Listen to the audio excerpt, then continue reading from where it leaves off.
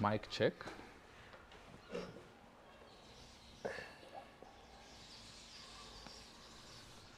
Okay, we really appreciate you joining us for this short discussion session. This is a band of 3 men. We are called Men of Honor. And today we just felt like we want to just do a small discussion and see what we've been, like catch up on life matters, basically. And so to start us off, I'll introduce myself. My name is Amos, and currently I am doing consulting on research and monitoring and evaluation. And I'll go next. Yeah, my name is Claxton, cybersecurity consultant for the last 15 years or so. Currently, I'm also more into blockchain and artificial intelligence. Thank you very much. My name is Cleophas Okioi. I am an IT consultant and specialized on the area of software and applications. Okay, so I mean, the reason we are here is mostly to hear the untold stories. You see, when people hear consultant, expert, you might tend to think that we've always been such people. There is a background, there is a beginning to every of our stories. And I would want to begin with Tosh. What was your first encounter with the job market like? Wow, all right. So I think for me, it was straight off high school into the real world. I know most the script is normally high school, campus, job market. So for me, I skipped the campus bit. Yeah, and I went straight into the job market. Though, I mean, I wasn't really into a well-paying profession at that time. But from earlier on, I already knew what I wanted in life. So I was kind of crafting my journey into being an IT professional. But ideally, you know, from straight from high school, no employer will take you seriously. Yeah. So my first salary was with a company. What was the name of that company? OpenView, I think. And I was taking home 3,500. Luckily, there was 3,500 is not taxed at that time. So yeah, I don't think it's still taxed. That's all. So not within the tax bracket. All right, yeah. Yeah, so that's how I began. I didn't last in that position for a very long time because in as much as I wanted to earn money so that I could cater on for my career that I was still growing, it wasn't paying very well, and the job description was not really what I was rooting for. I stayed there for 6 months before I moved now I moved into the corporate world. There was a company called Geopath. Geopath was a big company back then. It was the first ISP in the country. Actually, before Geopath, I was at Kenya Airways. Yeah, I remember. And at Kenya Airways, I was What were you doing at Kenya Airways? Yeah, Kenya Airways, I was a programmer. Oh. So back then, I mean, where did you get the knowledge in programming, considering you just come from high school? All right, yeah, that's a good question. So back in high school, when I was doing my from 4, I was also studying programming language. I had a cousin of mine who was in the IT industry, and I really looked up to him. So that's so as I was transitioning from high school, at the same time I used to borrow his books, and the first programming language I did was called Visual Basic. Oh, not even Java? Not even Java. Hey, okay, okay. Hold on to that thought. Cleo, how was your journey like from campus to your first job? Yeah, so for me, you know, I studied in the bush. The university is in the bush. I'll call that the Baraton University. And so the difference, I think, with those universities way out of town, out of civilization, is, you know, you were caged. So everything we did was around there. So I had to leave the bush and to come into the city. And so my experience of looking for a job was not a very good one because I didn't know. First of all, unfortunately, I didn't know how suitable, or rather what was suitable for me in the market. Mm-hmm. So I went applying anywhere, is there an opening? So it so happened that You were saying I'm an IT graduate. Yeah, I'm an IT, a software engineer, software engineer for that matter. And actually, during that time, there were not many software engineers. And we didn't even know what software engineering was all about, but I knew I would do some coding here and there. Mm-hmm. And now that time, there was a boom in anything computers. So somebody has done Word and Excel, they have their certificate, they have done computer. So it was the in thing then. People used to talk about it, and I didn't know how to package myself. But I went for a retreat. It was a church retreat for the young people, the youth. And this was in December. So I'd graduated in June, and between June and December, I was looking for a job. And I remember telling my dad, I need some money to go for the retreat. My dad did not understand that. This guy has finished school. I mean, you should find your own things to do. And retreat is fun. And I can't fund for fun. Yeah. But he was kind enough, gave me some money, went for that retreat. And for me, I broadcasted about my joblessness state. Everybody I met, the first thing is, I'm jobless. And there's this lady, a friend of mine, and so after the retreat, she called me for an interview. So I'd not been in an interview, environment. So this before. was a lady in the church side. In the retreat, yeah. In the retreat. Who had how, I was making fun, of my joblessness state. And she actually now called me for that opening. And so I knew I needed a job, but I didn't know how. You didn't know how to go about it. How to go about it. I had not packaged myself. Of course, I had my CV, and I used to work with it. And hard copy. Hard copy, of course. Hard copies then were the thing. Computer engineer working around with a hard copy. Actually, then not so many people had emails. Internet was not as much as it is right now. You do everything on your phone. And so I go to this interview. All I knew is I needed to look good. So I looked good, and I carried my brown envelope with my CV, and I went and put it on the table. I mean, I'm a software engineer. I should get the job. But that was not the case, actually. So the guy asked me, "What can you do?" And I said, I'm a software engineer. I do software. So what have you done? So then the only thing I had done, it was actually my school project. And that is what I used as an example. I've done a hotel management. That was my project. Your selling Compass. point. Yes, that was my selling point. Oh, so you've done a hotel software? Okay, fine, good. And so what is your expectation in terms of pay?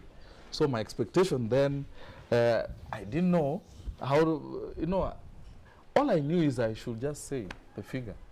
But I didn't know that I needed to say something that, backs my figure, So I went ahead and said 30,000. So, and the guy looked at me, 30,000? Okay, so 30,000, what are you offering in return? So, okay, so that is when it hit me that I'm actually trading something. Yes. I need to, that 30,000 should be backed by something. And because I wasn't prepared, I knew the next thing is then, Kenyans have a bargaining culture, so you have to start you know, Higher. higher. You start higher Yeah. as you go down. Then I actually quickly moved from 30,000 to 25, and the guy still looked at me, and I was like, okay. So I think for me, I know I can be able to do you know, some development of websites here and there. I have that background. Also, the guy asked me, so you do websites? Okay, good. So 25,000, I'll give you 20. And because I had not worked anywhere, I didn't know what my value is. I said, okay. You signed the dotted. Then he told me we start on Monday. We start on Monday, and I was hired. I think your story is similar to mine because also I finished my degree. I used to stay in Eldoret then, and then I was called for an interview on Friday at Ipsos Synovet. So I came, I met the manager, unit manager, he interviewed me. He said, actually, we'll get back to you. So, you know, back then I used to use public transport. So I went to town. They used to be based in Riverside. I went to town, took a matatu, and I was actually headed to Eldoret. And then I received a call. But then you are hired. Wow. Please report to work on Monday. And your salary is 15,000. So I didn't know what to really make of it. So I went and came back. And that's the job I actually used to do. It was kind of daunting because one, we used to work at night. So that's something that the job, I mean, they don't tell you in campus that you might be training for something that you would think you'll work during the day, but you end up working during the night. I mean, that's really interesting. So anyway, back to you. So after, now you are in this, you're called the second company doing programming. You know, in the second company, I was doing now what I was really studying for, which is network engineer. And that was Geopath. Geopath, I think, is where I started earning better money. Yeah. Not money that is sent on M-Pesa or you're given as cash. Or brown envelope. Or brown envelope, yeah. So it was very interesting. I mean, for me, I think from a very early age, I exactly knew what I wanted. So even going to these jobs that I was being paid less, mine was more of getting the experience. So that's why any job I could take, but I mean, in relation to what I was doing. So in Geopath, I was a network engineer. I worked there for 2 years until one Friday, the directors called a meeting and they were giving us this strategic vision for the company. Only to go back on a Monday and find a big padlock in the door. The guys, briefcase company, they've left the country. And at that time, we hadn't been paid for 3 months, I know. Now, I remember I was on my way. The company was in Upper Hill. So I was walking back home and trying to fathom all these things. Then I got a call from a company called Alpha Group. Same day. Same day. Same day. Hey. Okay. All right. It was on a Friday, and they told me to go for an interview on Monday. So I went on Monday, and apparently the most interesting thing, which I thank God for, is I think I was the last applicant on that position. Even the director asked me, "How comes you applied this late?" So for me, I told him I saw the advertisement late. And just to cut the long story short, I got the job as a systems engineer in that particular company. And I think that's where now my career was now taking shape, yeah. Now, in that journey, despite, I mean, I never encourage anyone to miss campus. Campus, I mean, education is very important. Yeah, but for me, I was rooting more on specialty, so I was specializing. I did MCSC, I did MCSA, then from systems I went into networks. So I did the Cisco certification all the way to the highest level, which is CCIE. I went into Juniper Networks. I mean, I've done quite a lot of certifications while I was still working. So that's why when people ask me, how comes you've been in the job industry for that long? For me, it's very simple. When guys were in campus, I was already working. You're already working. Yeah. Makes sense. Anyway, we'll come back to you. So, Cleo, so what happened after you? So I get this job, and I report on Monday, and now what didn't happen is that I didn't get the job description. I didn't even get an offer letter. So so you start working, and the boss is here giving you an assignment. So he tells me, now we want a portal or rather site, and this site is to sell office space. There's so much office space in Nairobi, and people don't know. People are looking for it, so we want to list the office spaces. And I was like, "Are you serious? I am just from school. I'm from school. You expect me to even conceptualize that and do it?" So it's my first job. I want to impress. It's a yes sir thing, because you want the job. So did you do it? I started. Did you finish? I think I did it 80%. 80%. Now the thing is, because being new I was not exposed to that.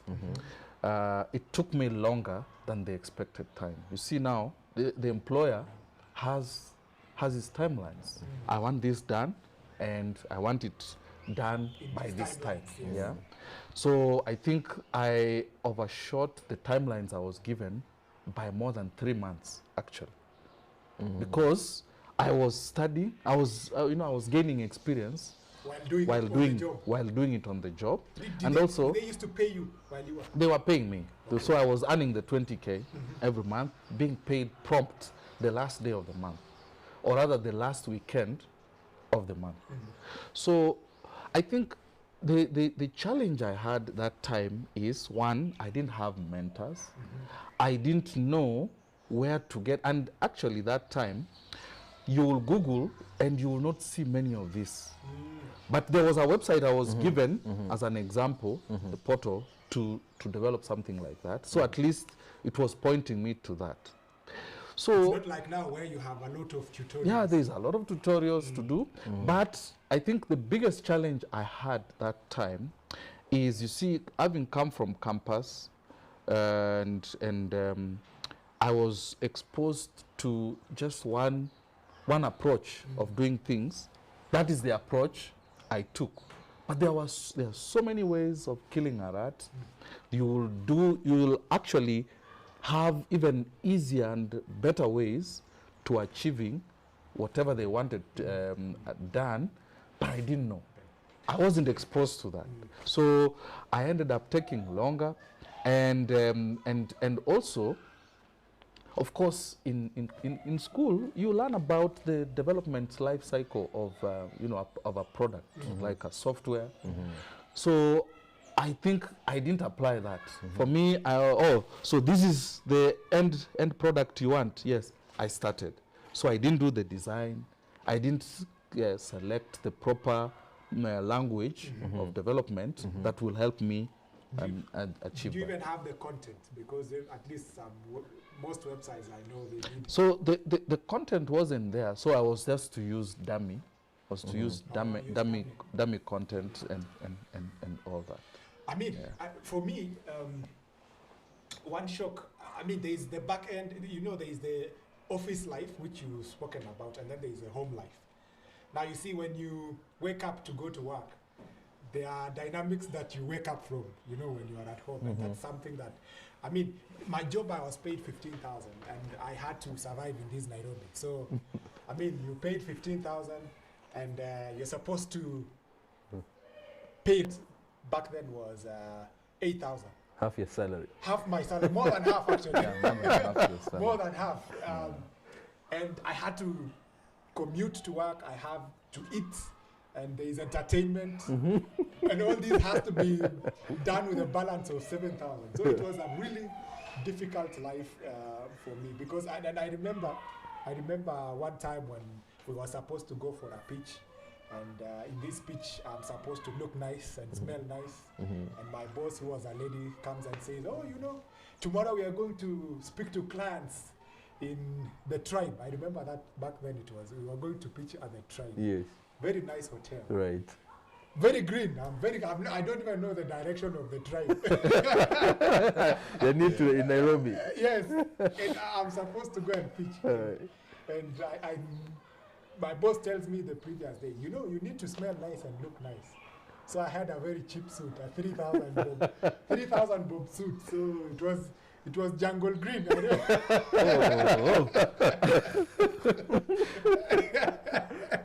Camouflage in the jungle.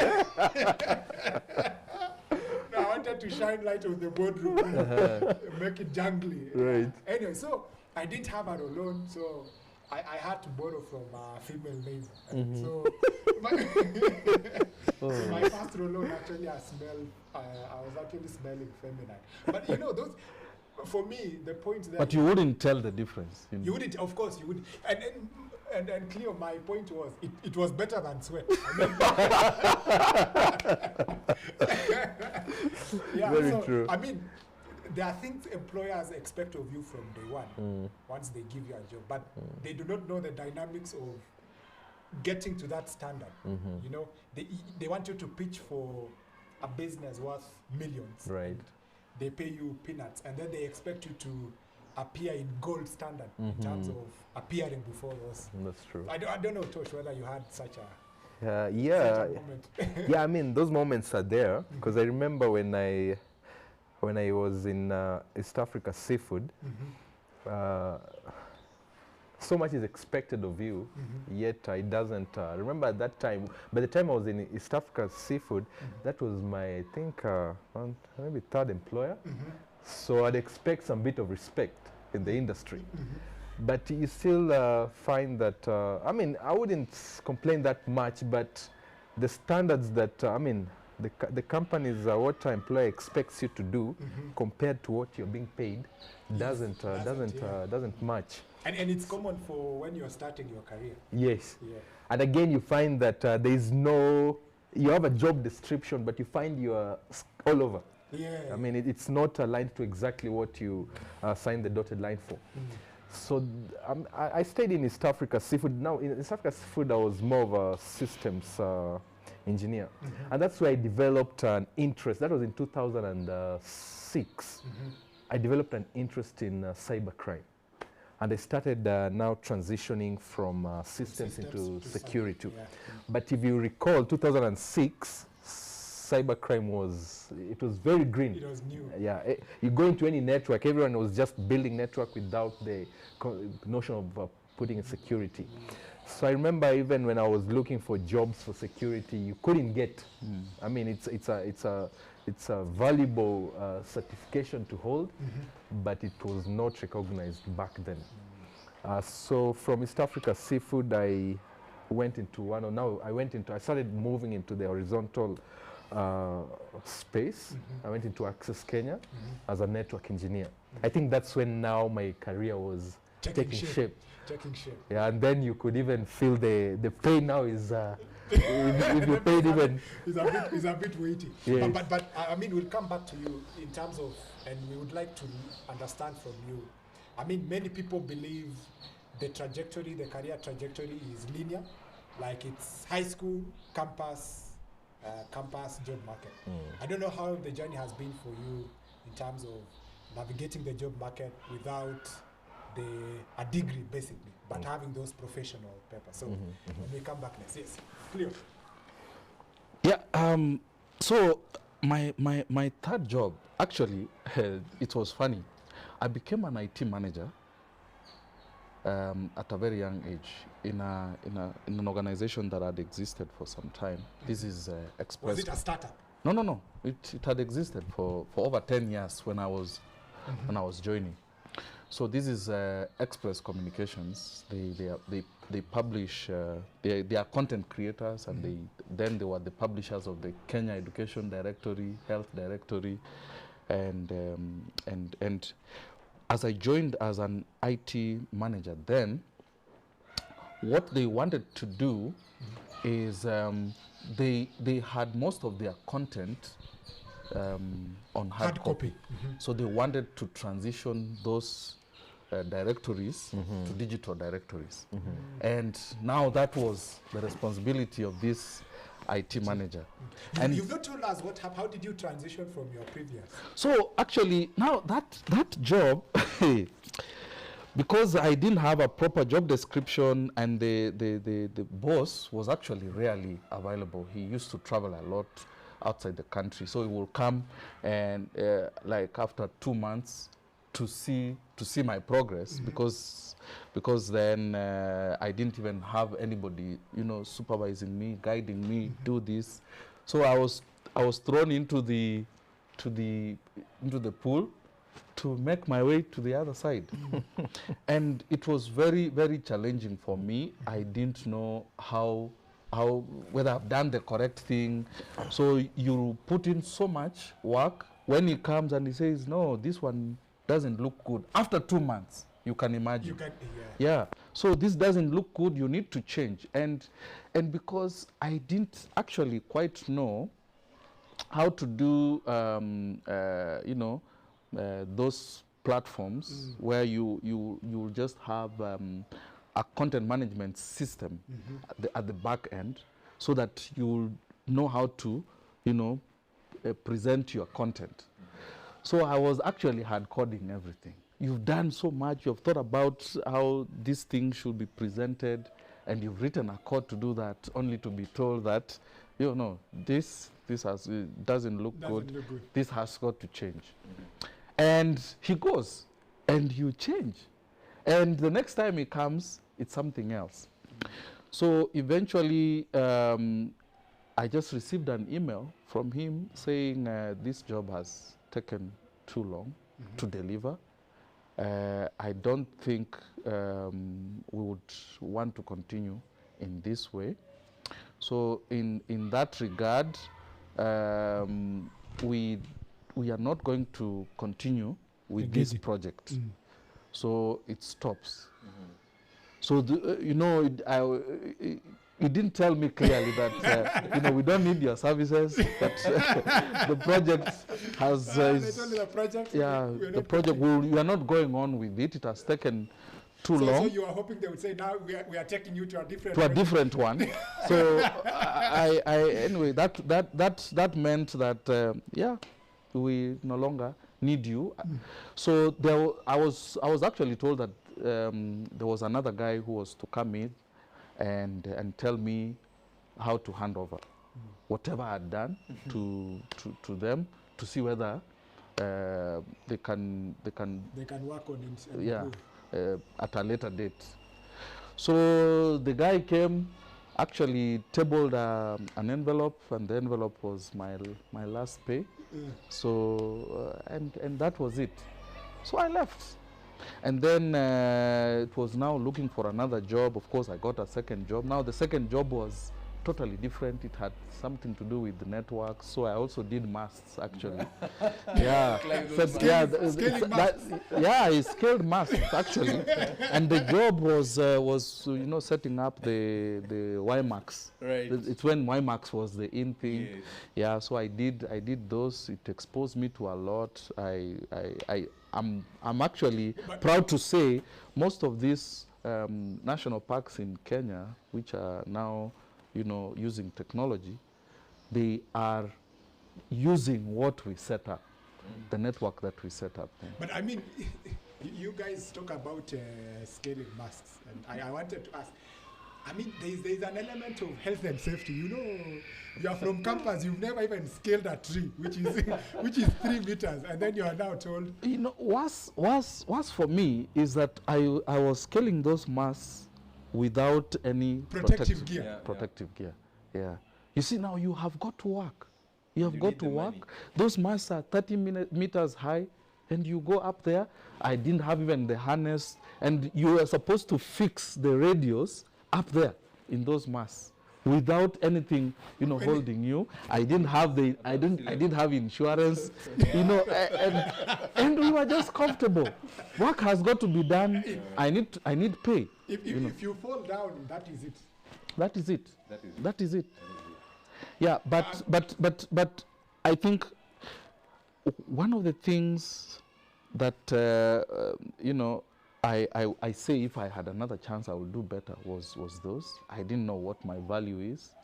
I was ready for any job. I could risk anything to and it even happens even now.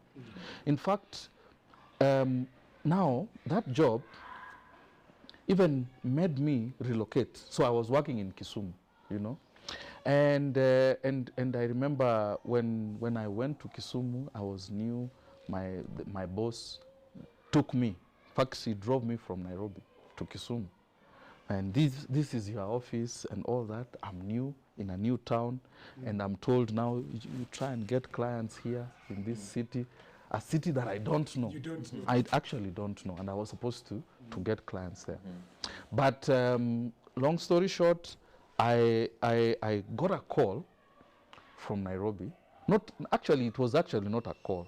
It was I'd come for I used to travel every weekend to Nairobi. So I meet a friend, and my friend tells me, you are in IT. You IT people. My uncle is actually looking for an IT guy. So I didn't know actually he was looking for an IT manager. So he goes and introduces me to his uncle. Yes, it was in a church setting. Actually, introduces me to his uncle, and he tells me, let's meet on Monday. And you know, I'm supposed to travel back to Kisumu. So I had to actually tarry behind. So I didn't travel back to Kisumu. So we met in a restaurant, and that is where my interview was conducted. And it's when I knew I was actually being interviewed for a role of an IT manager. So what he actually asked me is, you know, I have a directory, and I want to actually transition to a digital directory. I have a physical one. And I said, yes, that one I can do. And remember now, then I had stopped even, you know, programming. I was now into setting up networks. Yeah. But I said, this is one thing I will do. And do you think that is one of the things that is probably needed in terms of the job market? The courage to say, I can do this, and then swim. Yes, or if you can't do, be honest enough to say, this I can't do, so that then the expectation of your employer will be properly set from the word go, so that they don't actually throw you into the fire. Into the fire. That's true. So I mean, before we come to you, Tosh, because from you, Cleo, from your experience, we learned that it's good to gauge whether it's something. If it's something you can learn and do on the job, then probably confidently say, give me the job, I will do it. I will do it. But if it's something you believe you cannot do, unless you are taught and mentored, then or the employer is willing to give you the latitude, well and good. Then well and good. Yeah, but you see now the complication there is the employer. Sometimes most of those employers we have in Kenya right now, they don't just want to pay you. They want something in return. Yeah, so you actually have got to, and this is one thing I would advise those who are in campus right now. Try as much as possible to build your skills while you are in school. It's not just about books. So you need to go an extra mile, build a skill that you can trade after you finished school. So the internship opportunities you get, the attachment, take them serious, learn something that you can trade at the right time. Yeah, you know. So for me, before we come to you, Tosh, the lesson number 2 you probably want to learn is the courage. So for me, I was earning 15,000. We were 2 teams that used to work. So teams of 30-30. So we one day decided we want to ask for a salary pay rise. So we said, okay, fine, we will call the executive director, the managing director, the HR manager, and the unit manager. So we called all of them. We said, Friday, this such and such a date, we are meeting you. We want a salary increment. That's the agenda. So we chose 2 guys and said, okay, you and you will speak for us. So that day, the D-Day, the 2 guys conveniently went missing. They didn't turn up to work. And they didn't turn up for the meeting. So guys looked around and said, now who's going to speak for us? So they said, Amos, speak for us. Me, I said, okay. I was hesitant before because I was thinking, now, if I get fired for this 15,000 job, what is my next bus ticket would be to So anyway, I agreed. I said, okay, I'll speak. So in front of 60 employees, of course, minus the 2 who didn't turn up, and the HR manager, the whole management team is there. So I spoke. I said, I mean, this is a hard job. We come here every night. You pay us 15,000. We want an agreement. We actually want to be paid 30,000, you know. Double what you are earning then. Yeah.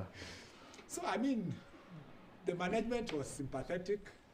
After the meeting, I told guys, I mean, this is it for me. I'm fired. I consider myself fired. Yeah. So we used to work even during the weekend. So I come to work on Sunday. On Monday, we used to work in the night during the weekend. So I come back. We finish working on Monday morning. I'm supposed to leave. So I receive a call.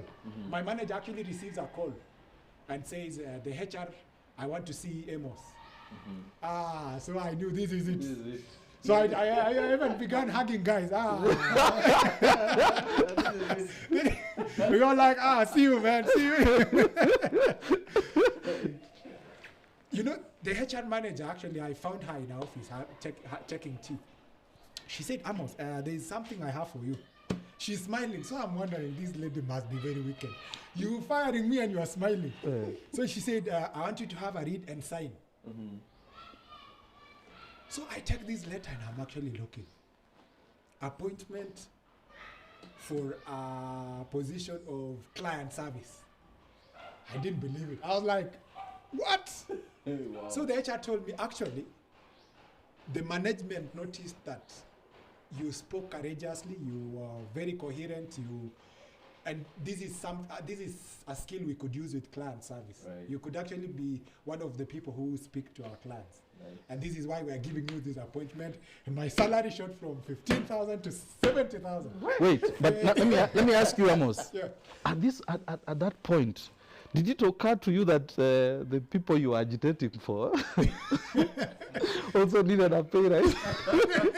Or you just took everyone for himself. Everybody. I mean, one, I had taken the courage to speak for them. That was the first. So I was not feeling, when I actually signed, I wasn't even feeling guilty. Because I was like, this thing could have gone 2 ways. Right. I would have either been fired and gone, or been rewarded. And that is actually what happened. So for me, one lesson I learned growing in my career was it's good sometimes to take risk, and especially risks that involve courage. Somebody might notice that actually there's some value you can add. That's true. So as we come to you, and also I think on part of those 2 you can add another one, which is opportunity. You see, so you got an opportunity because showcase. Those 2 didn't show up. If they did, then that opportunity would not have been there. Yes. Yeah. So sometimes we get acting positions. Sometimes you are asked to do something that somebody else was supposed to do, and you withdraw. Yes. Yeah, but essentially it's an opportunity for you to showcase your abilities. Yeah. So Tosh, to come back to you as we actually kind of wind up, navigating your career path without a degree, because I know we've been drilled into our heads that you need papers. Everybody is pursuing papers. I mean, how are you able to do that, and what worked for you, and what lesson can we learn from there? All right, so that's a very good question. For me, I think if you look at just as I said in the beginning, I knew exactly what I wanted. And if you look at the IT industry space, it's more of specialization. Like you've had Cleo was a software engineer. For me, I knew I wanted to be a network engineer. And it had to go with particular products. For example, when I was doing Cisco, I knew I wanted to be a Cisco engineer. So I kind of dived into specialization, because one thing I remember was when I was in Kenya Airways, I used to work with someone who was a graduate from University of Nairobi. And at that time, I remember when you were just, now for me, remember I've done specialization, so it was easy for me to do work because I was dealing with equipment that I've actually studied. But for someone who was in campus, I remember back then, he told me that when he was in campus, they were being taught using Windows 95. And at that time, back then in 2004, I was doing Windows NT. So when it was time to install Windows NT, the guy could not do it because he was doing Windows 95. So number one, I would say that if you look at the model of education, degree is good. I'm not disputing that. But maybe in this country, it is outdated, or the things people are learning are not what is there in the market. Yeah, the curriculum review is not up to date. It's not catching up with the market demands. Yeah. So for me to go into the certification way, I was actually studying what is exactly being offered in the market. And that is what actually propelled my career quite fast. And again, when I remember again, other than certification, I was gaining experience. And in a very short space of time, my experience was even broad. I'd worked for different organizations, so I dealt with different systems. I had dealt with different environments. In fact, when I left Access Kenya, in Access Kenya, I remember I rose up to the network operations manager. And that is when I went to a company that Ericsson, one of the best blue chips in the companies in the world, according to me, that one would want to work for. Aspire to work for. And all this was because of the experience that I had gained all through the years. So in as much as degrees vary. So if you look at in the IT industry, what I've seen, what matters most is the specialization. Degree like for you is different. For you is in the communication, right? So that one is different. Now, because right now I've left the corporate world, so I have the freedom of doing degree now if I want. If you want, not because I want to go back to the job industry, no, but because it is something good to have. It's something good to have on the CV. And now you have something to kind of you now have the experience as a base. Then now getting an additional documentation in terms of paper is more of a luxury thing that you're doing. A self-fulfillment. And also currently I'm more into blockchain. If you look at my career, I started into programming. I went into systems, network, security, and right now I'm in the blockchain. So it is just a transition. A transition from but in the same field. So right now I'm more into blockchain and artificial intelligence, and you find that technology changes in that way. Someone who doesn't transition with technology, even companies, for example, if you look at the blockchain space, companies that don't transition to the blockchain space will be left out. We because of time, actually, I think we will stop our conversation here, but we will pick up from where we've left. There are many things we will talk about in our channel. We'll talk about blockchain. We'll talk about more of career stability now. What difference we have now between then and now, and what you do differently given the same position. So, parting shot for everyone. So for me, I would say that whatever you do, whatever your hand finds to do, you have to do it to the best of your ability. Whether it is plumbing, whether it is IT, whether it is whatever you're doing, always aspire to improve. Always be your best. Don't do it for the money. Do it to be the best in that field. Money will follow. But if you do it the other way around, Hard life. it's a hard life. It's a hard life. Yeah, for me, I think my parting shot will be that I think even agreeing with more with what you're saying is that university degree is good, but I think what is even better is the skills. So you need to acquire skills. And the skills will not start after you have finished your school. All right? So they need to, and I think the curriculum now we are into is trying to nurture you into building those skills early and nurture them to grow yourself as a product. So I think that is where we need to go into. You must have something to trade in the market for that money. If you have not built it, for sure, you will not even know how much you are worth if you don't have anything to trade. Yeah. Anyway, thank you. See you next time, and in a proper channel, you'll be able to follow us. Thank you very much. Thank you. Thank you very much. Nice. That's why so, yeah? Yeah. So you can do it.